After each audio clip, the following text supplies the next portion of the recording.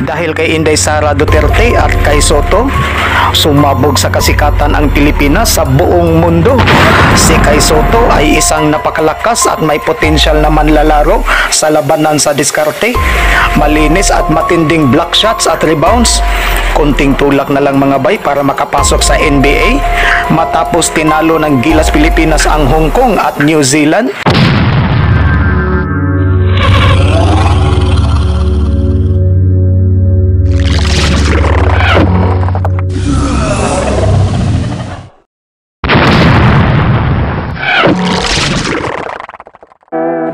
Sa ngayon, pasok sa top 10 ang Gilas Pilipinas na powerhouse sa buong Asia at pangalawa sa ranking kasunod sa Australia.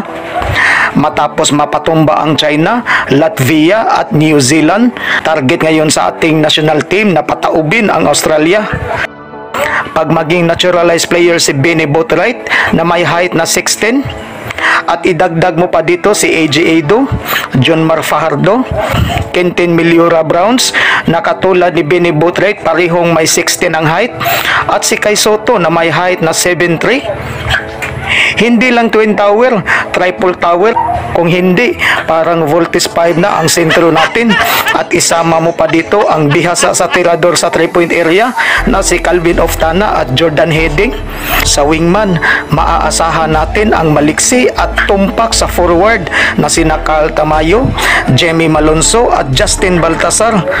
At sa point guard naman itong si Scottie Thompson at Dwight Ramos ang kukumpleto sa labanan sa diskarte ni Coach Tim Con, habang naka-reserve si CJ Perez, Chris Newsome at Ange Kwame. Pag nagkataon na itong mga player ang magkakasama, chat na maraming mga powerhouse team ang mapapahirapan sa national squad natin. Sa tingin ko, maging deadly ang team na to laban sa Australia. Kaya nga isa to sa pinag-uusapan sa buong mundo, si Kay Soto papuntang NBA mula noong tinalo natin ang China, Latvia at New Zealand. Hindi biro ang ranking natin sa FIBA dahil hindi lang sa top 5 nakasama tayo, kung hindi pangalawa tayo sa whole Asia.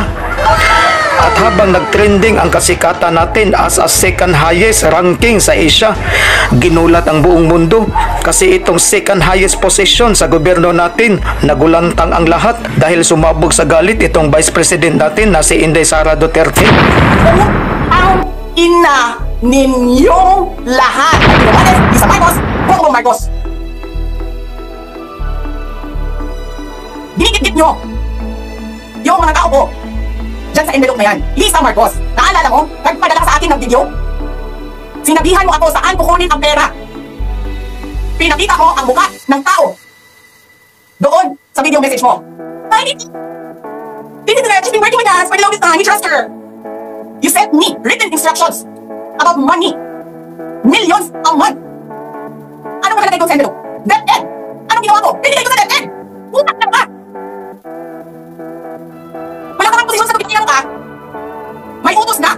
Sa kabuuan, ang lahat ng mga personalidad na ito ay nagpakita ng galing, determinasyon at kakaibang ingay sa talento para pag-usapan tayo sa buong mundo.